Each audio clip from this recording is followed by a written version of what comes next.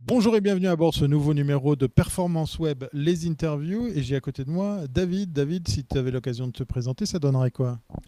Oula, là je m'y étais pas préparé.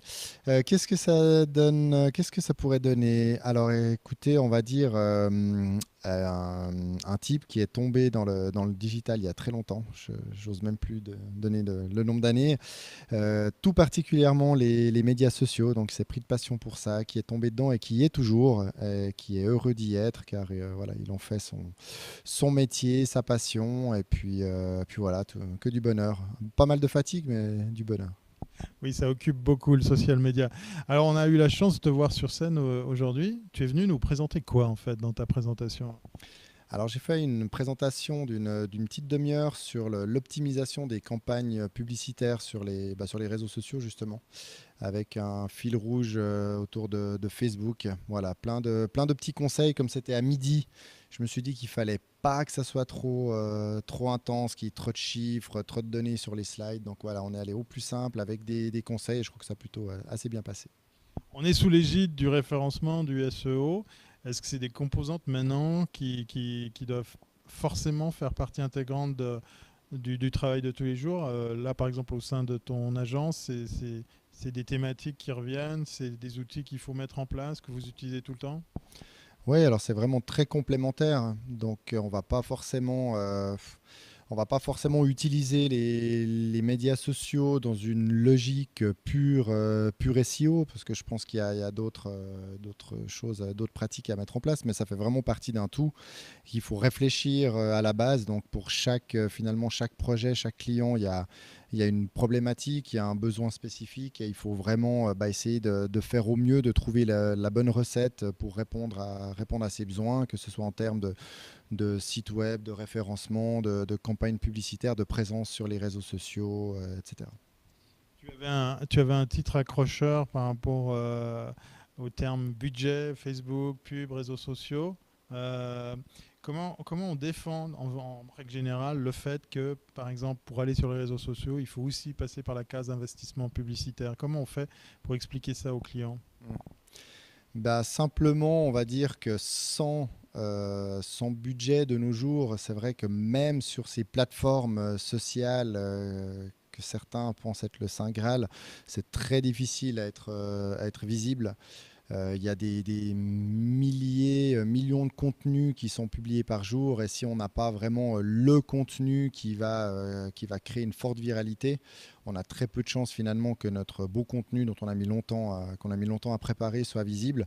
Donc il faut un budget publicitaire, même minime finalement, mais qui permet de toucher au moins les bonnes personnes et voir si après il y a un effet viral qui peut se créer. De par ton parcours professionnel, tu sais ce que c'est créer du contenu.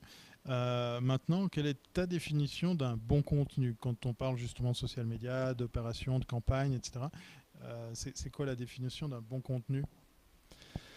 Un bon contenu, il y a plein de critères. Déjà, il faut qu'il soit intéressant pour la cible. Donc, il faut vraiment aussi qu'il soit en lien avec la marque qui va le créer. Il faut éviter ce contenu trop publicitaire. Il faut que le contenu soit adapté à la plateforme, hein. On en parlait dans la conférence. C'est assez vite compliqué quand le contenu, on souhaite l'utiliser aussi bien sur du YouTube, du Facebook, du Instagram, etc. Il faut adapter le format, il faut avoir une durée idéalement assez courte. Et puis voilà, il faut donner envie, il faut proposer une expérience, un moment de détente. Enfin, il faut qu'il y ait quelque chose qui fasse la différence parmi tous les contenus. Alors, c'est de loin pas facile. C'est encore plus difficile suivant effectivement le domaine dans lequel on est. Mais en tout cas, voilà, il faut accrocher, il faut trouver la petite chose qui va faire la différence par rapport aux autres contenus. Donc, voilà, pas facile. Quand on parle contenu, on parle format. Il y a le rédactionnel, il y a la photo, il y a la vidéo.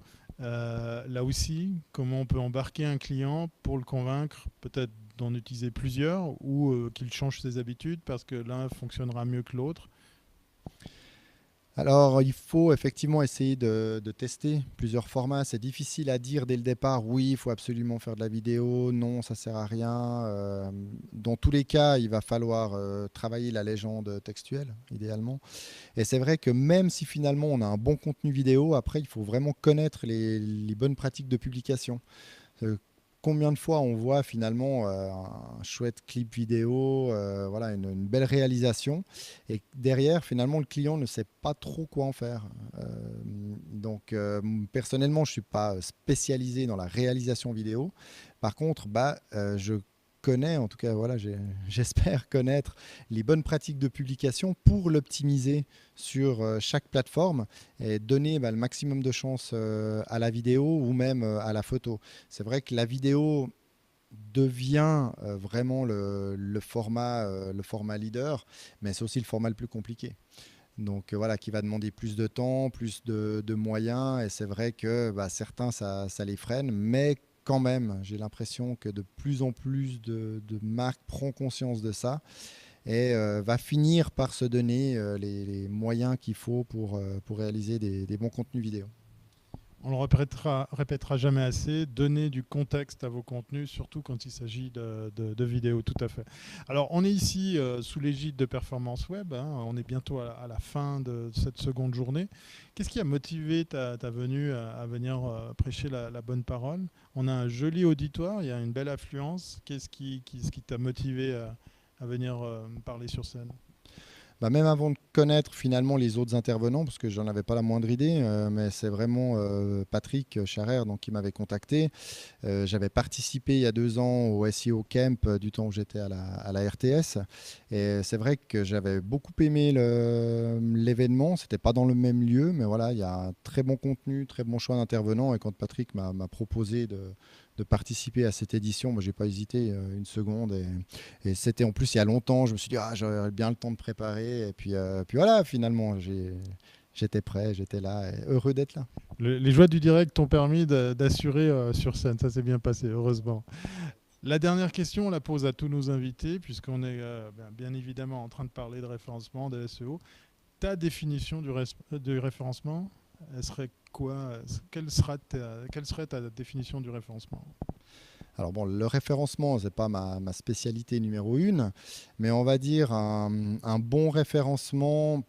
euh, alors, il y a cette connaissance effectivement des bonnes pratiques du référencement pour se donner les meilleures chances. Après, il faut continuer à rédiger des contenus, à penser finalement au consommateur final, à l'internaute, et non pas aux robots qui vont parcourir les contenus. Je pense que si les contenus sont bons pour l'internaute, ils seront bons également pour Google. Donc voilà, il faut créer du contenu, ça c'est sûr. Il faut proposer des bons contenus. Et puis connaître quelques bonnes pratiques aussi, mettre tout ça ensemble, et ça devrait matcher et donner quelque chose de bien au final. Merci beaucoup pour ce temps dédié à cette interview. Si jamais vous voulez en savoir plus, n'hésitez pas, parce il y a aussi une agence derrière le travail de... Non-agence, alors oui. Non-agence, voilà, j'avais oublié, parce qu'effectivement, voilà, à l'image de tous les sponsors, tous les acteurs qui nous ont suivis pendant ces 2 jours, eh bien, ça vaut la peine d'être suivi par des professionnels. Voilà, il est temps de se dire au revoir. Alors, comme à l'accoutumée, je vais dire à bientôt si c'est pas avant. À bientôt. Et bon, c'est vrai que ma non-agence s'appelle Debout sur la table, mais là, ça va pas le faire. Un peu haut, pas, et pas très stable. En tout cas, pas les deux ensemble, Thierry. Non. Merci.